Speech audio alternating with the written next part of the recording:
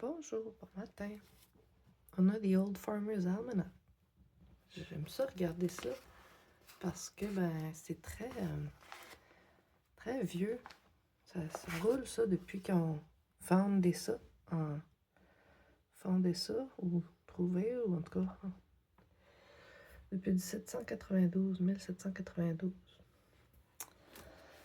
Lui, c'était le 2024. Là, le 2025, on a toute la météo, l'astrologie, quand semer, quand récolter, quand tailler les arbres, quand se couper les cheveux, tout est là-dedans. Puis, il y a du folklore aussi. Il y a tout ce qui est calendrier, astronomie, jardinage, météo. Météo pour chaque province du Canada. Des petits remèdes maison. C'est bien le fun. Puis, ce que je trouvais intéressant, toute la couverture est fascinante, est à explorer. Je pourrais en parler, mais je sais pas si je peux vraiment... Fait que je veux juste vous dire que j'ai trouvé un article intéressant qui disait, dans le folklore,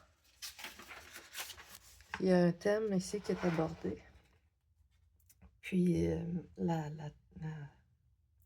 y a quelques pages, il y a des passages qui traitent de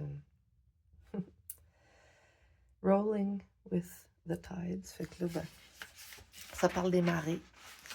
Puis comment notre vie,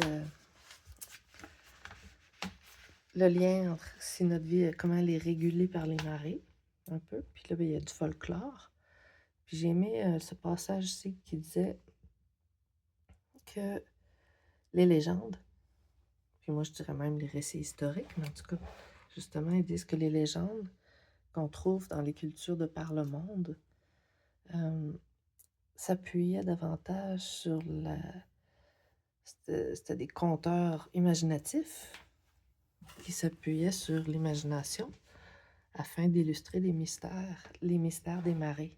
Tu sais, comment expliquer les mystères des marées, la science autrement dit, puis que ça se transmette, c'est par des histoires. Puis ça fait des légendes. Puis les légendes, ils parlent de des phénomènes naturels comme les marées. Moi, je trouve que ça pourrait peut-être s'appliquer aussi à bien de nos récits historiques. C'est juste ça. Moi, j'invite le monde à aller vraiment jeter un coup d'œil là-dedans. C'est vraiment le fun. Toutes sortes de thèmes abordés. Puis la couverture est à explorer. Bye!